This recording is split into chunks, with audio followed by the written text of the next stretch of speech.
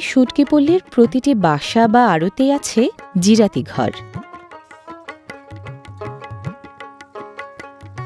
শুটকি শ্রমিকদের কাজ এবং নাওয়া খাওয়া জিরাতি ঘরকে কেন্দ্র করে চলে। শুটকিপল্লীতে শুটকি শ্রমিকদের কাজ শুরু হয় সাত সকালে, চলে সন্ধ্যা নাগাদ। চলমান কাজের ফাঁকে মেলে খাওয়া দাওয়ার এমন ফুরসত।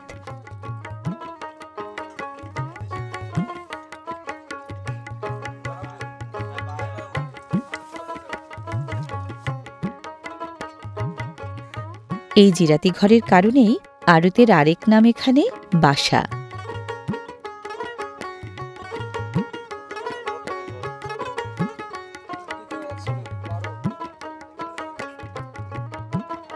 এখানকার বেশিরভাগ শুটকি শ্রমিক বছরের ৫ মাস কাজ করেন শুটকিপল্লীতে, আর বাকি সময়টায় সাধারণত মাছ ধরেন গভীর সমুদ্রে।